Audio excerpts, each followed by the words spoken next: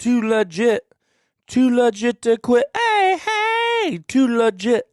And we're back, everybody, for the MVM show. I'm Titus. We are pumping out. I hope you guys loved that song, our new song in collaboration with Slade Boy.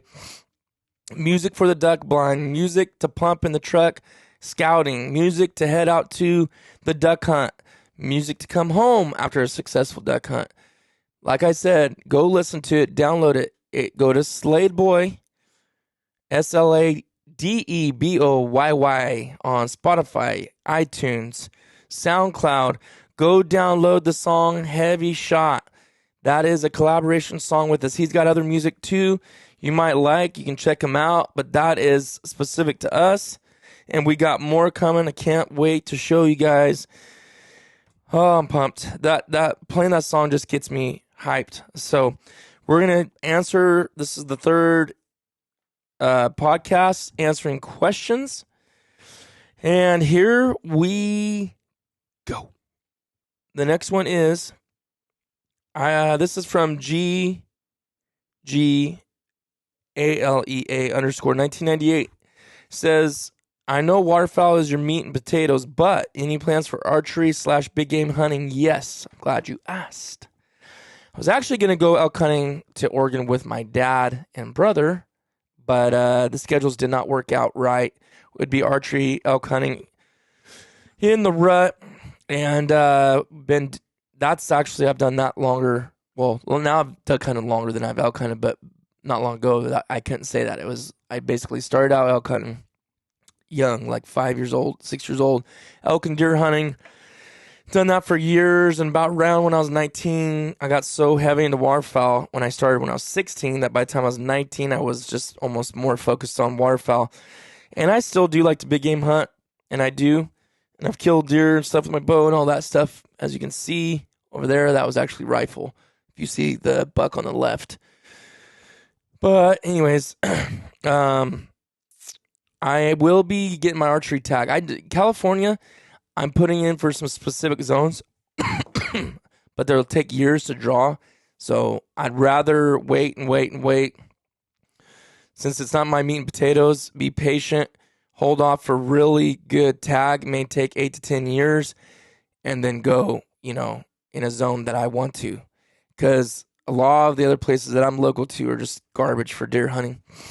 But this year, I will be getting my archery only tag. I did last year too. Deer hunted a few times. Didn't have a chance to shoot at a buck that I wanted. This year there's a good chance I could get a good buck. Not like, I shouldn't even say good, just a decent one. Little California buck. But to do with my bow, I've done whitetail, and I've only killed a doe basically just for the meat. So I've never killed, have I? Yeah, I don't think I've killed a buck with my bow, nor a mule deer with my bow. So that would be a cool accomplishment. I'm buying a tag. I got some places. I think there's a good chance. So that is what I'm doing this year. So asking for big game. Also, hopefully we're going to be, we should be, I've killed bear, deer, mule deer, whitetail. What else have I killed? I mean, pig. We go pig hunting. That's not really big game though. But we are planning a caribou hunt. Me and my dad Thomas to Alaska. We were supposed to go this year. In fact, I think we were set to go at the end of September. No, end of August. But that got moved for reasons. So I think we're rescheduled to 2025. That's unfortunate because canceling with those guys that we were going with. I think it's Arrowhead. No, was it Arrowhead Creek Outfitters? I think something like that. To go get caribou for all three of us. And they have decent ones too, for sure. I just haven't been to Alaska, and I want to go so bad. So that's part of the excitement is going to Alaska, let alone get a caribou too. So that's on the burner. That'll be next year. Other than that, I don't have a ton of plans outside of that for big game. I'm just a bird brain, man. I'm just a bird brain. So I can't help myself on that. All right, let's move on to the next question. Let's see here.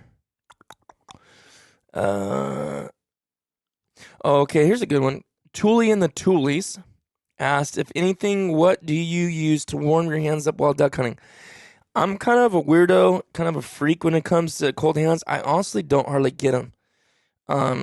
The first time, and I say that because a lot of places I'm gonna call mild, right? Is mild temps. Until I get down to about below 10 degrees, like 5 degrees. Once I hit that 5-degree mark, that's when I start having my hands start hurting, my fingertips start aching and tingling, going numb and all that stuff. Anything over 10 degrees, honestly, I don't really wear gloves. I don't know why. I put my hands in my pockets is enough. They get cold, but it doesn't like bother me like where, oh, my hands hurt so bad. Like I tell they're cold. Thomas says I'm a weirdo because his hands get cold and stuff, and most people I hunt with say the same thing, but I don't know. I think this is my theory. My theory is the older you get, the more your hands and your nerves in your hands can just get worn down and beat up, and the cold and the elements don't affect it as much. That's what I think. Because I do remember when I was a lot younger that my hands would get cold and stuff, like when I was like in my teens. But honestly, now it just doesn't bother me. Like people are getting cold hands. It's 30 degrees outside. And I'm like, how? I don't know how your hands are cold. I don't know. It just doesn't. That's just me though, and I know that's kind of weird. But let me throw this out there. If you never heard of it, it's cheap. Go to Costco or order it on Amazon. Hot hands. That's a great little deal. I actually used that. Where was I when I used that? I've never actually ever used those, and they've been around for years, and I've known about them, but I just don't need them. Well, we were somewhere. Where were we when I think it's when we took my pastor hunting. I want to make sure he stayed warm, so I got some for him, and he was using them for sure. And I was like, oh, I'm going to try these out. My hands were cold. I mean, they weren't hurting like I had to have it, but I just did it, and I was like, okay, I guess I wouldn't mind having these around, when it's cold. Like, why? I mean, I don't feel like I'm suffering, but I would say I'm uncomfortable. So why be uncomfortable when you can be comfortable? The only problem is in my mind is you warm your hands up and then you take it out, touch your cold gun. I feel like it just makes it worse. It makes it feel colder. Whereas if you just stay cold, your hands stay cold, temperature-wise, you don't notice those extreme changes. Warm or cold. So I don't know. That's my opinion, but that's what I would grab. I would grab hot hands. They also have hot hands for your feet. So it goes in at the bottom of your foot towards the middle of your from your arch forward to your toes, and it goes on against your sock and it sticks to your sock. And I've heard really, really good things about those. Now, that's one thing I will say. I think because I'm moving a lot duck hunting that I don't even have a chance to get cold. You're working a dog, you're getting ducks, you're moving around, you're calling, moving your hands. But I'll tell you what, the coldest times I've ever been for sure was sitting there glassing, hunting big game, or just sitting there forever. It's just sitting like in a deer stand. That's where I would 100% be using hot hands and the things on my feet and all that stuff. Sitting there just kills me. I mean, within 1 hour, you're starting to freeze. And actually, that being said, duck hunting, when you get to the spot really early and you got to wait a while, 2-3 hours, basically that I will start to see myself getting cold because you're sitting on the cold ground or on a boat or wherever, and you just start cooling down. So lack of movement. Oh yeah. So the big game thing, that's definitely, I feel like I always got colder more doing that. So that's, if there's a place where you can build a fire, which it just really depends on where you hunt and what's available to you. Caleb S. Paul said, hey Titus, what would be your top refuges to hunt in California and future ones on the list? Okay. So on this one, I'm not gonna really say my favorite ones. I really don't have, I know you're not gonna believe me when I say this. I don't think anybody believes me when I say this. I really don't have a favorite refuge. I have some that I frequent more, but I'm not gonna say that on a podcast. Just not gonna do it. a lot of you see me out hunting anyways. Said hi to a lot of you guys that are locals, but um and it's only more cuz convenience and where I live. I will tell you where I'm going to go and where I would like to go in California. Um for my top refuges, I would just say the time of year. I pay attention to the seasons and the time of year, and I look at the bird numbers and see, okay, this on average, these refuges do really good in the early season, these do good midway, and these do really good at the end. And that's how I kind of base my hunting on. As far as future ones that I want to go to, I've been putting in for Kern for so long, and I want to say I have records on Fish and Game's site for 14 years, 13 years. Never got drawn, but the odds are like 1 in 300 or 400. I mean, back then it used to be in the 1 in 150, 1 in 200. When I first started, now it's like, I think I looked a month ago at the numbers from last year, and I was like, my Lord, I'm never going to draw. Like, it's 1 in 300 or 400. Stupid. I like to go to Kern, and I know I don't have to get a resi to go there. To make the effort in the drive, not knowing if you can get in, whatever, I just kind of want to wait. I'd like to go to Worcester at some point. Really haven't been to a lot of Southern California refuges. Another one, let me think here. I think I've been to about all of them. Oh, man. I mean, and when I say that, I'm joking because there's so many refuges. And there's A and B, type A, type B, type C refuges. A being the ones that are really managed and have a check station, all that stuff. B, they're not really managed so much, but they take care of the roads and this and that, and you got a box there to drop your stuff off. How many birds you harvest, and then C is just like no management at all. But so I definitely haven't been to all the C's for sure. I think I've been to most of the B's and most of the A's, except for Southern California.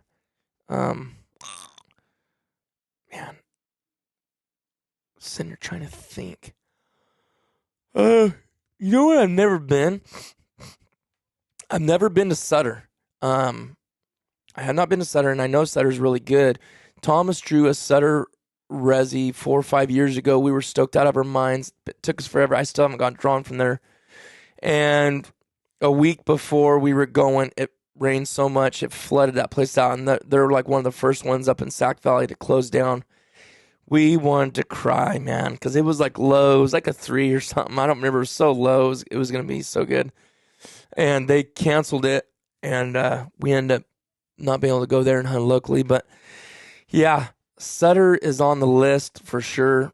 I mean, like I said, any of these, you can go hunt the afternoon if you want and go up there and take your chance and lottery and all that stuff. But I'm just talking about getting drawn and going there. So, especially when you're new to it.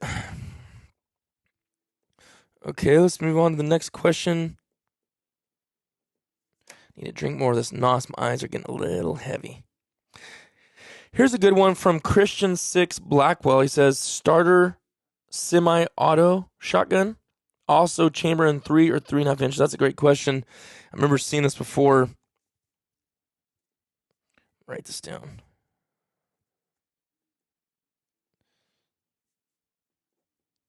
Oh, you stupid thing. What's going on here? Okay. The starter semi-auto shotgun. Let me look this up real quick. I like to verify when I'm gonna say things before I say it. And of course my internet is slow as I don't know what. Why does it do this every time I'm on podcast? Oh, cool. It's not even working. Why is it not working? Come on.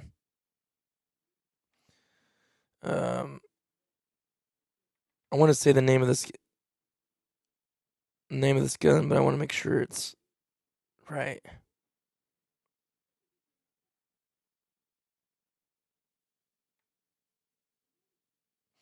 If I can spell. Okay. All right. Well, what I was going to say is the Remington 870. Okay, so you can get the pump. And that's just such a good gun. It's so stinking tough. It's cheap. That's the biggest thing. And it's reliable and durable. Like, it's going to last you forever. Those two reasons alone are the best reason to buy a shotgun, in my opinion. They're a little heavier. Yeah, you could say a few little things about them. Oh, excuse me. But, I'm just telling you right now, it's the gun of choice. It's so tough. So tough. It's a great waterfowling gun. It has been for years. The only drawback, like I said, is just a little heavy. That's it. But we got I'm on their site right now. So here we go.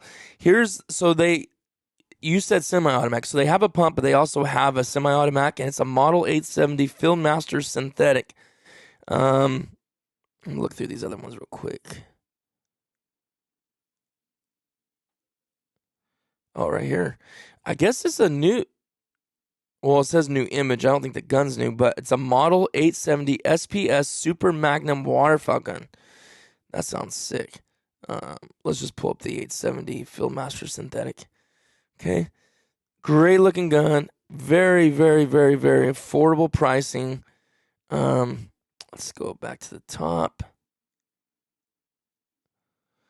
It says silky smooth action. Twin action bars prevent biting and twisting so that you'll always have the chance to get off a second shot. Appropriately dressed for the hunt and not for the wall. Each shotgun supports non-reflective black matte metalwork and no frills laminate stock and fore-end. Model 870 has been the standard for slide action performance more than 60 years. It has a new black synthetic stock and fore-end. Face comb inserts are interchangeable with the 870 side folder. It shoots 2 3/4 to 3 inch, or if you buy the 3.5 inch, which we'll get to that in a second, why I don't think you should get 3.5 inch. Improved twin action bars prevent binding and twisting for maximum strength, reliability, and silky smooth cycle of operation. Yeah, this gun is sick, man. This is the gun to get, especially if you want to save money and you want a reliable gun. Look no further. Model 870 Fieldmaster synthetic. I'm gonna look how much this gun is. I want to save price because I think I know what it is, but that might just be because Remington 870 Fieldmaster synthetic. Okay. Read some of this other stuff. See what the cost is on this thing. It says it retails for $600. And it says Cabela's actually has it for $500. So yeah, $500 to $600. I think the Browning 870 is like $400. So to get the synthetic semi-automatic is $500 to $600. That's a steal for a gun that good and well known. Now let's jump over to the why not 3.5, because I said that. Get 3 inch. I promise you, just get a 3 inch gun. You do not need 3.5. Some people are not gonna like me saying that. They're gonna get mad and say, "What about turkey?" Or "What about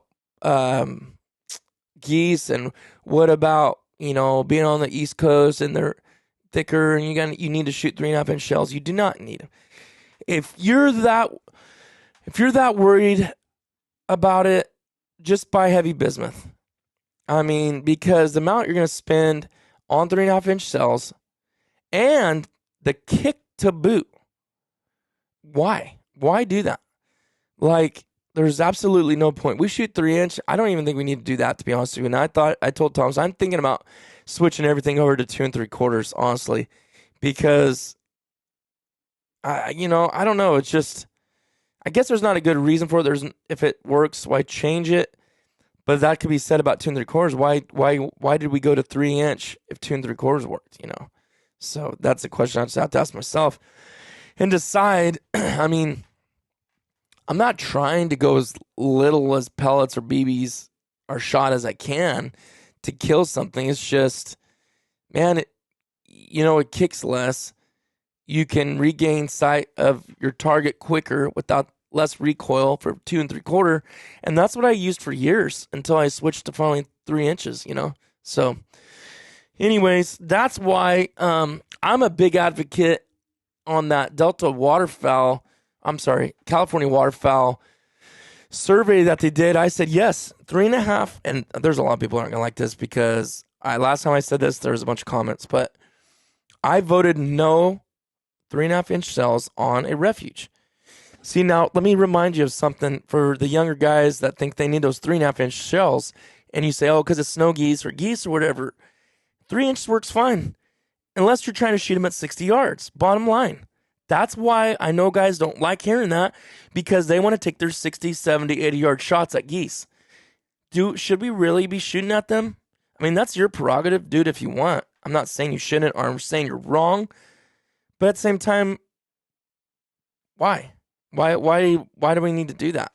Like, if you're not getting them in and bringing them down, like, man, guys, 60, 80 yards is a long ways. I don't really understand the point of consistently shooting at those distances, because there's no other reason to want 3.5-inch shells, in my opinion.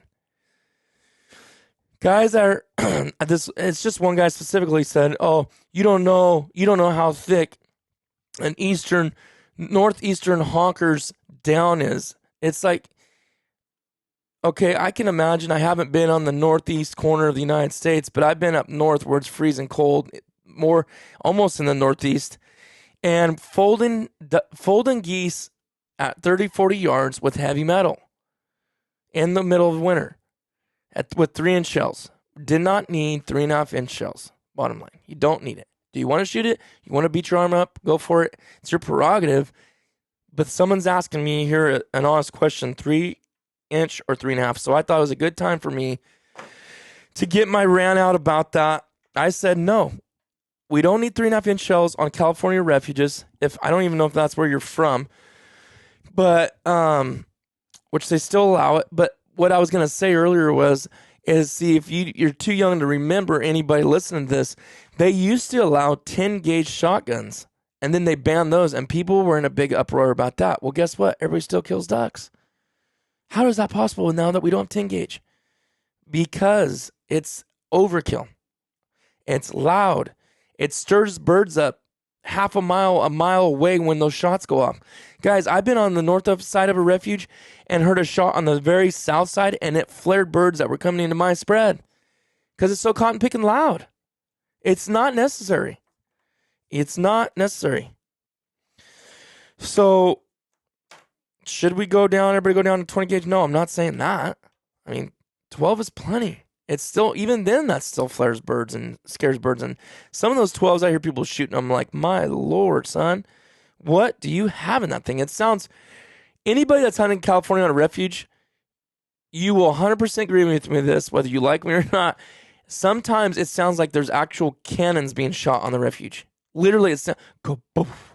It sounds like that. Like, it sounds like a literal cannon. I don't know what in the world they're shooting, what ammo they're shooting out of their gun. It's unbelievable. And you're never going to get a bird to work in that refuge with that.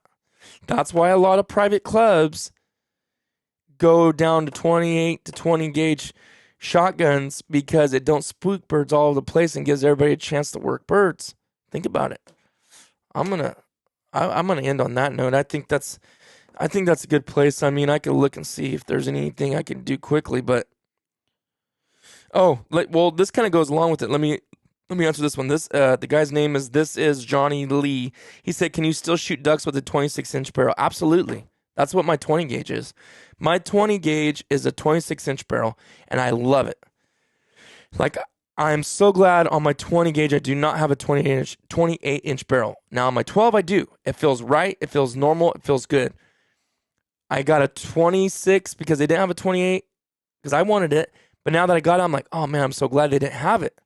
Because I have a Franchi Affinity Elite 3, which is a 3-inch, 20 gauge, 26-inch barrel. Money.